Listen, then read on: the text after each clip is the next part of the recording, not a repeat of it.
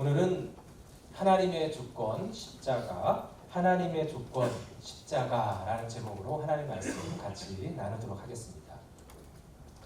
오늘 본문은 요한복음 19장을 보면 빌라도의 그 재판의 그런 상황들이 자세히 잘 기록되어 있습니다.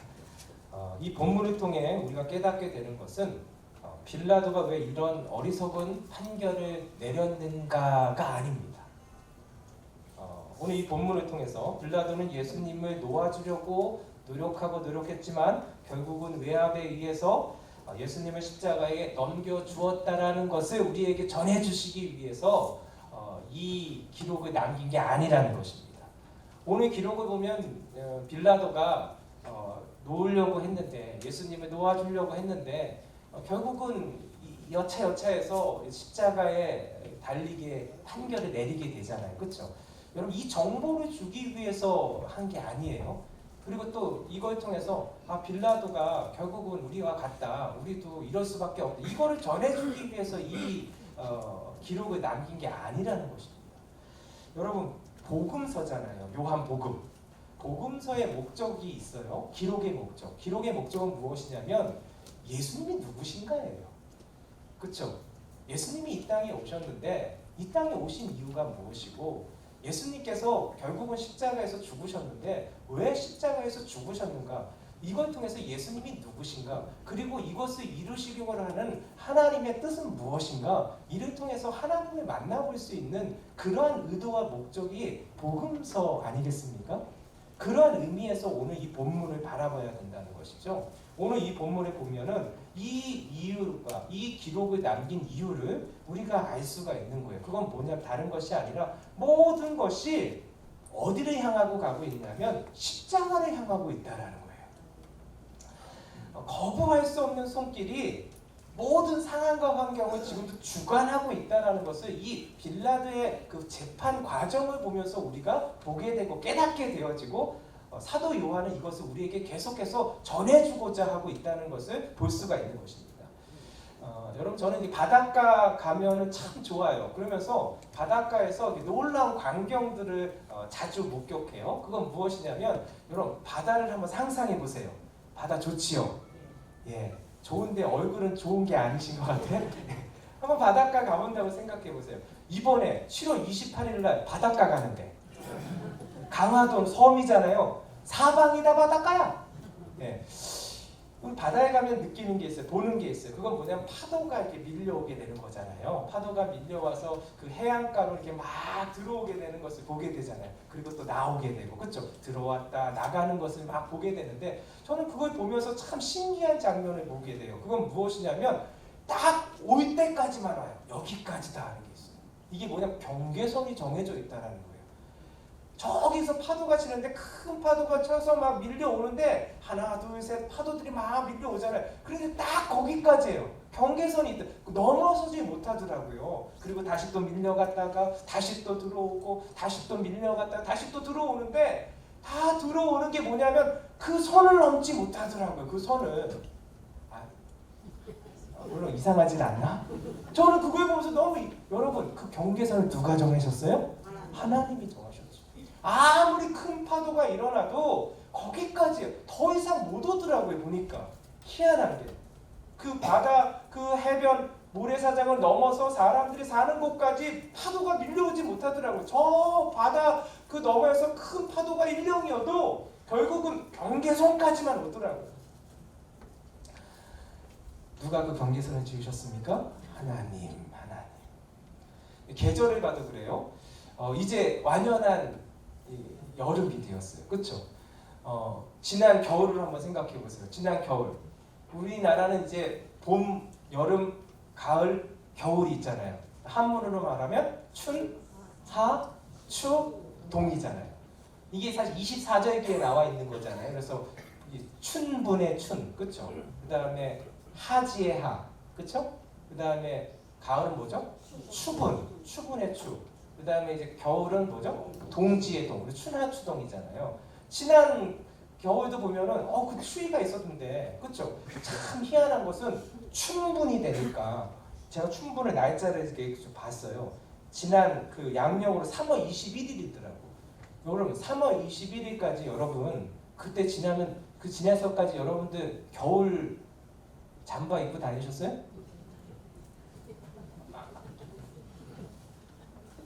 뭐 그럴 수도 있긴 하겠지만 3월이 되니까 참 희한한 게 뭐냐면 그 추위가 어디로 사라지는지 없어지더라고요.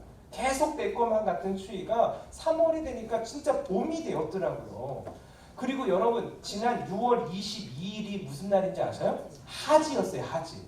예. 그래서 지난주에도 제가 이렇게 신방을 갔는데 밖이 너무 더운 거예요. 밖은 너무 덥지. 그리고 또 습한 게 있잖아요. 습도도 있고. 그런데 제가 이제 그 낮에 이제 신방을 갔는데 그 집을 들어가니까 시원해. 뭘 틀었어요? 세상에 이제 에어컨 트는 때가 온 거예요. 예. 에어컨 트니까 요즘 에어컨은 습기도 잡아준대. 그러니까 습한 것도 없더라고요. 그래서 너무너무 이렇게 쾌적한 가운데서 너무 감사하더라고요.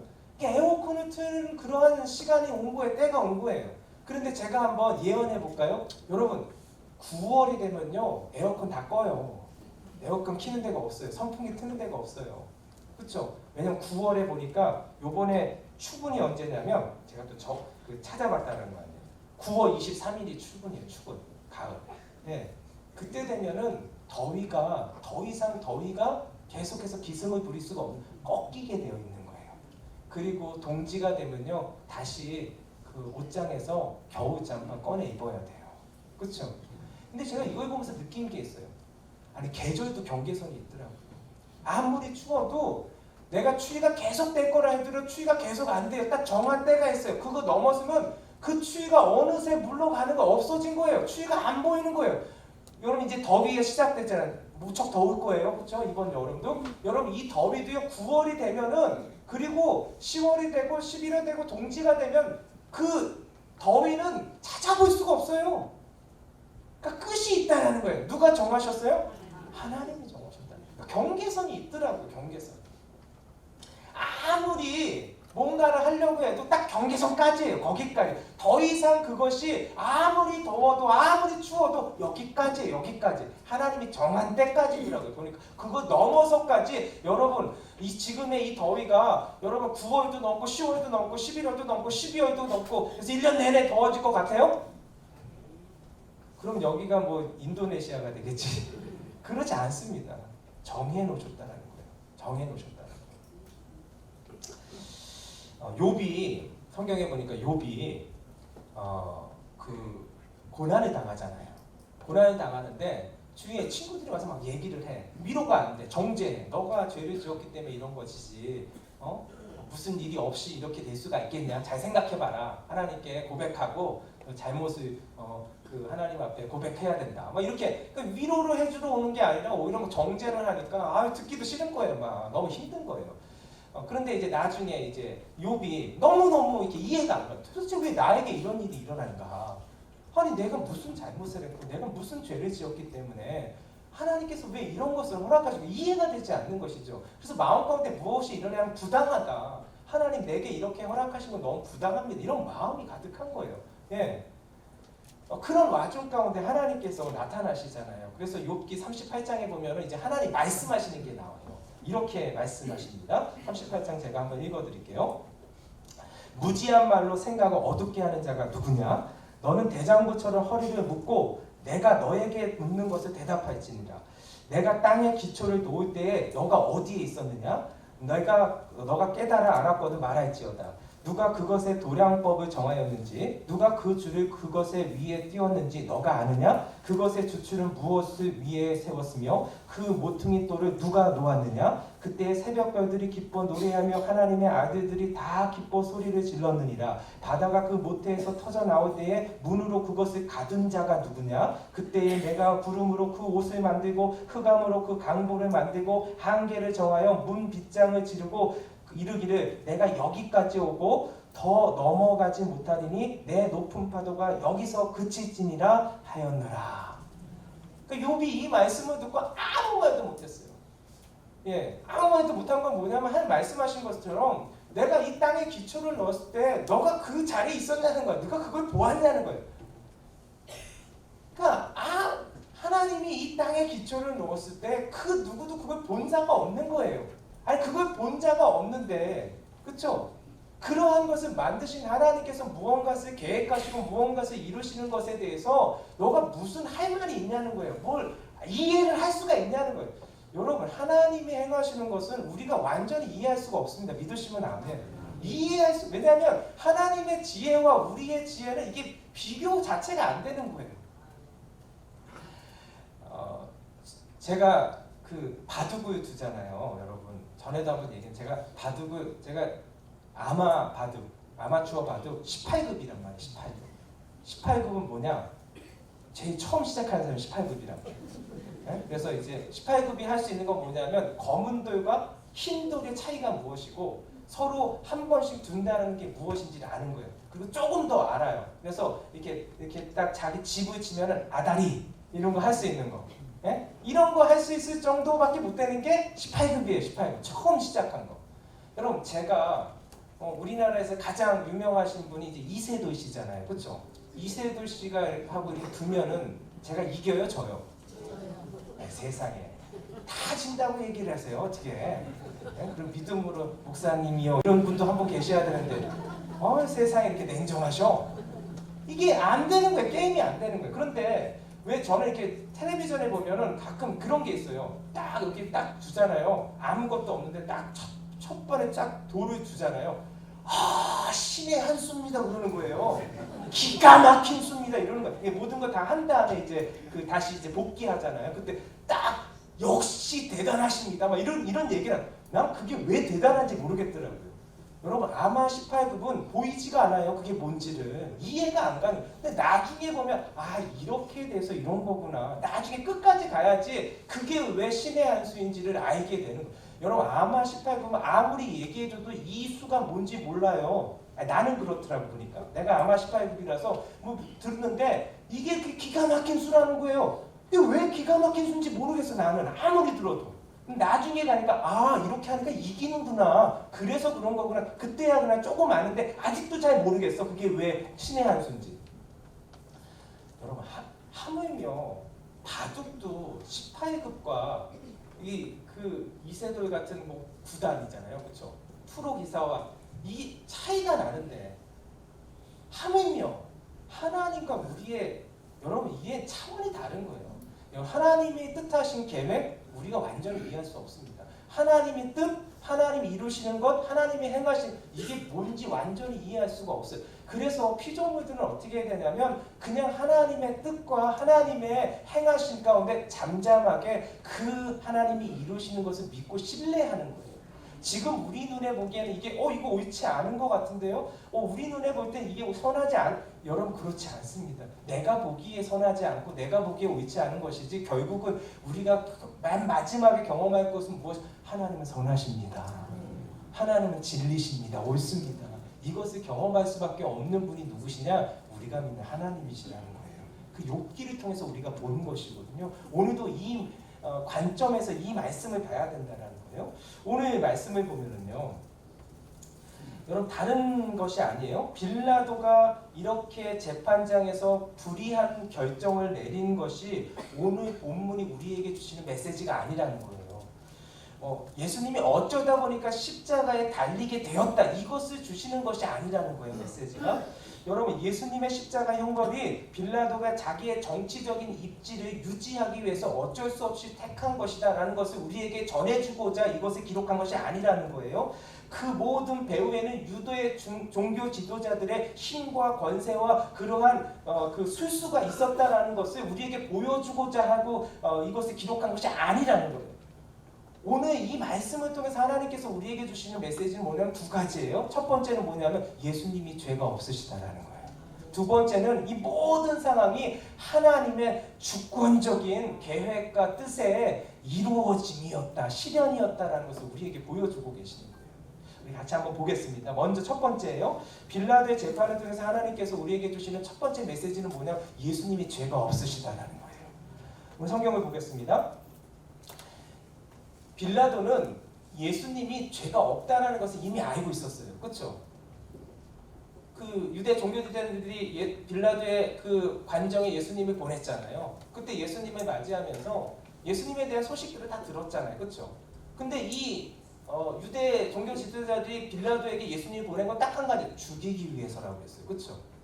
자기들에게 죽일 권한이 없으니까 죽이기 위해서. 그런데 이 로마 법정에서는 죽이려면 극악무도한 죄를 져야 되는 거예요. 살인을 했거나 또 강도 정말 못쓸 짓을 했거나 아니면 국가를 전복시키거나 그런 어떤 반역의 그것을 했거나. 근데 예수님이 무슨 살인을 했습니까? 강도짓을 했습니까? 그렇죠? 그리고 하나 남은 게 이제 국가를 반역하는 건데 로마를 반역해서 전복시키려고. 근데 아무리 봐도 그게 아닌 거예요. 예수님도 신문을 하니까 내 나라는 이 세상에 속한 것이 아니라 이렇게 얘기하시잖아요. 그러니까 빌라도는 예수님이 죄가 없다는 걸 알고 있었어요. 그래서 요한복음 18장입니다. 18장 38절에 보면은 빌라도가 이렇게 선언을 하는 걸 보게 돼요. 38절에 제가 읽어드리겠습니다. 이 말을 하고 다시 유대인들에게 나가서 이르되, 빌라도가 말하는 거예요. 나는 그에게서 아무 죄도 찾지 못하였노라. 죄가 없다라고 선언을 한 거예요. 그래서 이 빌라도는 어떻게 하냐면 자기 양심상 내가 그래도 재판장이고 공정하게 재판을 해야 되는데 양심상 예수님이 십자가 처벌까지 받은 사형을 언도할 만큼 그러한 죄를 짓는 건 아닌 거예요. 그냥 종교 지도자들의 시기와 모함 때문에 온 거라는 걸 다 알고 있거든요. 그러니까 빌라도 어떻게 하면 그래도 뭐 이렇게 좀 놓아줘야겠다. 양심상 이렇게 할 수는 없다. 그래서 양심상 놓아주려고 노력하는 것을 오늘 보게 되는 거예요. 그렇죠? 그래서 18장에 보면은 어떻게 하냐면 전례에 의하면 한 사람을 놓아주는 것이 있는데 그래서 예수님을 놓아주면 되겠다. 이 전례대로. 그러면은 공평해지고 모든 사람이 괜찮아지겠지. 이렇게 생각했던 거예요. 그래서 어떤 사람하고 이렇게 두 사람을 이렇게 놓게 되냐면 바라바라는 사람을 이렇게 선택하게 돼요. 왜냐면 극악무도한 죄인이었어요. 강도였기 때문에 설마 이 강도하고 예수님하고 하면 예수님은 사실은 유다의 백성들 이스라엘 가운데 좋은 일을 많이 했거든요. 왜냐면 뭐 병을 고쳐주고 가난한 자의 벗이 되어주고 이런 소문들을 들었으니까 이렇게 극악무도한 사람하고 견주어서 이렇게 얘기하면은 당연히 뭐 예수님을 택하겠지 이렇게 생각을 한 거죠. 그래서 바라바를 놓아줄까 아니면 예수를 놓아줄까 이렇게 했더니 세상에 어떻게 답합니까? 40절 한번 볼까요? 40절 시작. 그들이 또 소리질러 이르되 이 사람이 아니라 바라바라 하니 바라바는 강도였다. 그러니까 그 빌라도는 너무 난처한 당황스러운 거예요. 아니 어떻게 왜 이런 일이 일어났냐면 유대 종교 지도자들이 이미 어떻게 했어요? 거기에 자기들이 사주한 사람들을 다 모아놓게 한 것이죠. 그러니까 일반 유대인들이 아니라 다 대제사장들의 사주를 받은 그러한 자들이 다 거기에 모여들게 해서 거기서 이제 그것을 말하게끔 이렇게 만든 것이죠. 그래서 바라바를 누구라고 하니까 이 빌라도는 뭐 그런 상황들을 잘 모르니까 좀 너무 난처한 거예요. 난처해서 어떻게 하냐면 이제 19장으로 오게 되는 거예요. 오늘 본문으로 오게 되는데 19장에 보면 이제 어떤 일이 일어나면 1절 말씀 같이 한번 읽어볼까요? 시작. 이에 빌라도가 예수를 데려다가 채찍질하더라. 채찍질을 했던 거예요. 채찍질한 이유는 다른 것이 아니에요. 채찍질함을 통해서 이 정도 선에서 우리 타협하자라는 거예요. 왜냐하면 예수는 이렇게 십자가형까지는 아니라는 거예요. 그러니까 이렇게 채찍질 당하면 여러분 채찍질 한번 생각해 보세요. 우리 그 텔레비전에 영화에도 나왔잖아요. 패션 오브 크라이스트인가? 거기 보면은 채찍질이 그냥 그 가죽으로 만든 채찍질이 아니잖아요. 뭔가가 있잖아요. 그렇죠? 그래서 뭐 납덩이도 있을 수가 있고 하여튼 그 뾰족한 게 있어갖고 이렇게 채찍질 할 때마다 그 살이 파여져 나가게 되는 그러한 형벌이 사실은 그 로마의 채찍질이었잖아요. 그러니까 여러분 얼마나 아프시겠어요. 그렇죠? 그러한 채찍질의 형벌을 행하게 한 거예요. 그래서 피를 흘리는 것들 그런 것들을 다 이렇게 보게 하신 거예요. 그러면서 이 정도 선에서 마무리 짓자. 이 정도면 됐지. 이거 그냥 아무나 하는 게 아니라 정말 극악한 그러한 잘못을 저지른 자에게 주는 형벌인데 이 정도 하는 선에서 마치자. 이렇게 하기 위해서 채찍질을 한 거예요. 채찍질하고 어떻게 합니까? 또 가시 면류관에 씌우시고 그 다음에 자색옷을 입히고 이게 내어복통 된 거예요. 그러면서 이제 빌라도가 얘기하는 거예요. 요한복음 19장 4절이에요. 19장 4절 한번 읽어볼까요? 시작. 빌라도가 다시 밖에 나가 말하되 보라 이 사람을 데리고 너희에게 나아오니 이는 내가 그에게서 아무 죄도 찾지 못한 것을 너희로 알게 하려 함이로라 하더라. 그러니까 빌라도가 예수를 데리고 오면서 봐라, 너희들이 이렇게 말하는 유대인 왕이 이렇게 됐다. 이렇게 피 질질 흘리고 채찍에 맞아서 이런 몰골이 이런 자가 무슨 니네들의 왕이냐. 내가 아무리 신문해도 이 사람은 그런 사람이 아니다. 이쯤에서 그만두자. 이렇게 얘기를 한 거예요. 그랬더니 6절 보니까 어떻게 나와요? 6절을 한번 보겠습니다. 시작. 대제사장들과 아랫사람들이 예수를 보고 소리질러 이르되 십자가에 못 박으소서, 십자가에 못 박으소서 하는지라. 빌라도가 이르되 너희가 친히 데려다가 십자가에 못 박으라. 나는 그에게서 죄를 찾지 못하였노라. 근데 그 유대인들은 어떻게 되냐면, 물론 이제 종교 지도자들이 사주를 받았기 때문에 계속해서 뭐를 얘기하고 있어요? 십자가에 못 박으라는 거예요. 그런데도 불구하고 빌라도는 어떻게 하냐면 나는 그에게서 죄를 찾지 못한다. 계속해서 이 예수를 처형하는 것은 자기 양심상 아닌 거예요. 재판장으로서 도리가 아닌 거예요. 내가 왜 이렇게 해야 되나? 이건 아니다. 이건 잘못된 것이라는 걸 분명히 알고 있었던 거예요. 그래서 12절입니다. 12절 말씀 같이 한번 읽어볼까요? 시작. 이러므로 빌라도가 예수를 놓으려고 힘썼으나 유대인들이 소리를 질러 이르되 이 사람을 놓으면 가이사의 충신이 아니니이다. 무릇 자기를 왕이라 하는 자는 가이사를 반역하는 것입니다. 급기야 유대인들이 뭐라고 얘기를 하냐면, 당신이 이 사람을 놓아주면 당신은 가이사의 충신이 아닙니다. 당신은 가이사에게 반역하는 자입니다. 우리가 당신이 만약에 이 자를 놓아주면 우리가 고소할 것입니다. 이 얘기를 하는 거예요. 여러분, 이 얘기를 들으니까 여러분 빌라도가 어떻게 되면 여기서 딱 멈췄어요. 접었어요. 예. 왜냐하면 예수라는 사람이 죄가 없다라는 걸 알아요. 그런데 이 사람을 살리기 위해서 내가 이 사람을 놓아주면은 자기가 당해야 될 것이 너무 큰 거예요. 자기가 지금 빌라도 총독인데 이것을 가이사한테 알리면은 반역하는 자, 자기가 유대인의 왕이라는 사람을 살려줬다는 것을 이렇게 알리게 되면 자신의 그 위치가 하루아침에 무너질 것이라는 두려움이 생기게 된 거예요. 예. 그리고 평화로 이루지 못하고 막 유대인들이 폭동이 일어나거나 이러면은 그것 때문에라도 이 모든 것이 지금까지 일으켰던 모든 것들이 다 사라지게 될 것이니까 어떻게든 여기서 딱 접어요.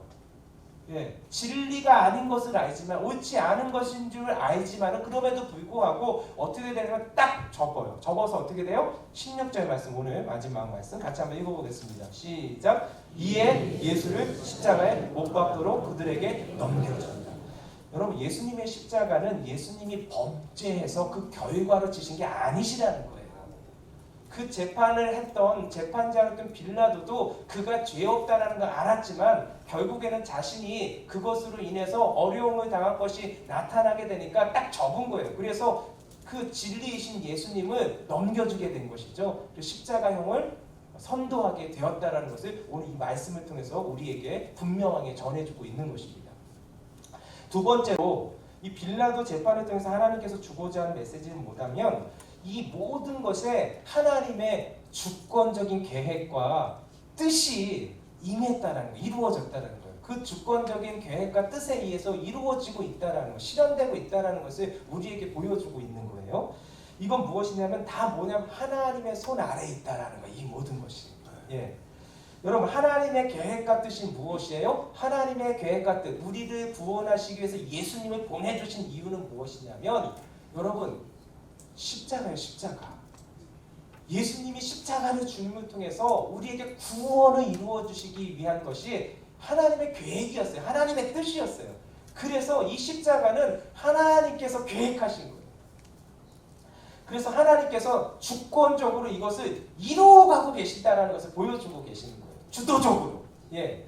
그래서 1절과 2절에 주목할 필요가 있어요. 1절과 2절을 한번 보겠습니다. 같이 읽어볼까요? 시작. 이에 빌라도가 예수를 데려다가 채찍질하더라. 군인들이 가시나무로 관을 엮고 그의 머리에 씌우고 자색옷을 입히고, 예수님이 채찍에 맞으셨다는 거예요. 그리고 가시 면류관을 쓰셨다고 기록하고 있어요. 그리고 자색옷을 입으셨어요. 결국 십자가에 못 박아 돌아가시게 된다라는 것을 우리가 계속해서 이 본문을 통해서 보게 되는 것이죠. 그런데 이 모든 것들이 여러분 이미 하나님께서 예고하신 것이라는 거예요. 하나님이 예언해 주셨다라는 거예요. 여러분, 우리를 위해서 메시아를 보내주실 것이다. 하나님의 아들을 보내주실 것이고 그의 죽음을 통해서 나무에 달린 자마다 저주 아래에 놓인 자인데 그 나무에 달리게 하심을 통해서 하나님께서 하나님의 구원을 이루시겠다는 것이 구약에 계속해서 나온 거예요. 그리고 하나님께서 또 언제 말씀하시냐면 예수님께서 십자가에 달리시기 700년 전에 이사야 선지자가 있었어요. 이사야 선지자. 이사야 선지자가 하나님의 감동하심을 받아서 기록하게 되는 게 이사야서잖아요. 이사야 선지자에게 하나님께서 말씀을 주시고 예언의 말씀을 주셨는데 53장에 보면 이사야서 53장은 고난받는 종에 대해서 나와요. 그 고난받는 종이 누구냐? 메시아시죠. 우리를 위해서 하나님께서 허락하신 메시아를 보내주실 건데 그가 우리를 위해서 고난받으실 것이다. 그것을 이미 700년 전에 하나님께서 예고해 주시고 예언해 주신 거예요. 제가 한번 읽어드릴게요. 이사야 53장 3절에서 6절 말씀이에요. 그는 메시아를 말하는 것이죠. 고난받는 종 멸시를 받아 사람들에게 버림받았으며 강고를 많이 겪었으며 질고를 아는 자라. 마치 사람들이 그에게서 얼굴을 가리는 것 같이 멸시를 당하였고 우리도 그를 귀히 여기지 아니하였도다. 그는 실로 우리의 질고를 지고 우리의 슬픔을 당하였거늘 우리는 생각하기를 그는 징벌을 받아 하나님께 맞으며 고난을 당한다 하였노라. 그가 찔림은 우리의 허물 때문이요 그의 상함 그가 상함은 우리의 죄악 때문이라. 그가 징계를 받음으로 우리는 평화를 누리고 그가 채찍에 맞음으로 우리는 나음을 받았도다. 우리는 다 양 같아서 그릇 행하여 각기 제 길로 갔거늘 여호와께서는 우리 모두의 죄악을 그에게 담당시키셨도다. 아멘. 여러분 그가 채찍에 맞음으로 우리가 어떻게 됐다고요? 나음을 입었더라. 그가 찔림은 우리의 허물 때문이다. 여러분 700년 전에 예수님이 십자가에 달리시기 700년 전에 예수님이 빌라도 법정에 서시기 700년 전에 이미 하나님께서 이사야 선지자를 통해서 말씀하시고 약속하신 것이 무엇이냐면 메시아를 보내줄 건데 그가 너희들의 구원을 위해서 채찍을 맞을 것이다. 여러분 700년 전에 약속하신 거예요. 그가 찔리게 될 것이다. 가시 면류관에 찔림을 받게 될 것인데 그것이 무엇이냐? 너희들의 허물을 용서해 주시기 위해서 너희들의 모든 죄악을 다 사해 주시기 위해서 내가 그를 보낼 거라는 거예요. 메시아를 보낼 것이다. 나의 아들을 보낼 것이다. 여러분 700년 전에 하나님께서 약속하신 것을 정한 때가 되자 하나님께서 빌라도 법정 가운데서 빌라도 재판 가운데서 오늘 요한복음 19장 그것을 주목하고 있는 거예요.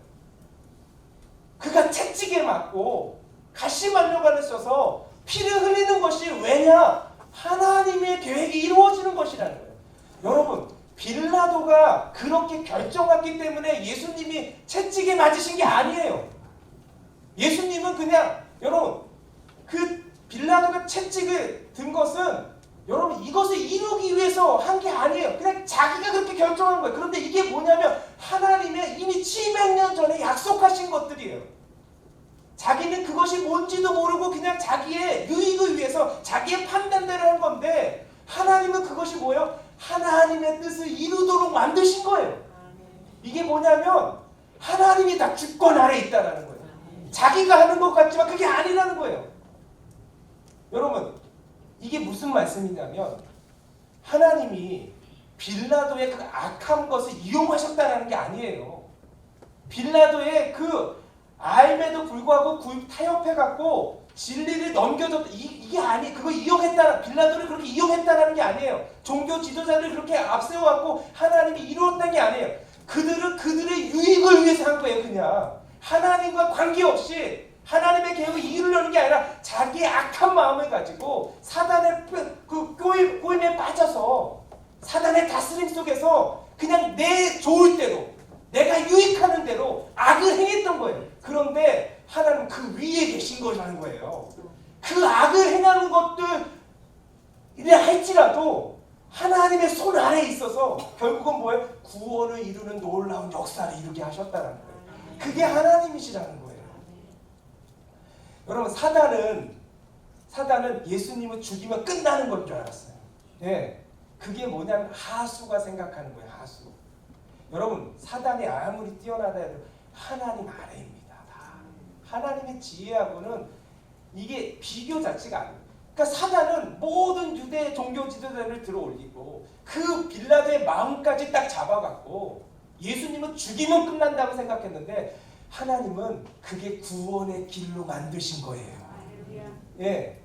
그들은 그렇게 하면 끝난 건 아니요. 그게 구원의 길이었다는 거 그들은 이해할 수가 없는 거예요. 마치 아까 제가 말씀드린 것처럼 여러분 제가 이세돌하고 이세돌 구단하고 다두고 두면 이 사람은 왜 거기에 둔지 몰라요. 아니 세상에 지금 여기에 둬야 되는데 저쪽에 둔단 말이에요. 이해할 수가 없는 거예요. 그런데 뭐예요? 나중에 보면은 고개를 숙이게 돼 있는 거예요. 그냥 구단이 아닌 거예요. 그냥 18급이 아니에요. 그냥 18급. 여러분 하나님은 우리식으로 생각하지 마십시오. 지금 이 모든 것이 무엇이냐면 하나님의 주권 아래에 있다는 거예요. 하나님이 계획하신 것 반드시 이루어집니다. 세상이 막으려고 해도 막을 수가 없다는 거예요. 세상은 그냥 자기의 뜻대로 행하는 거예요.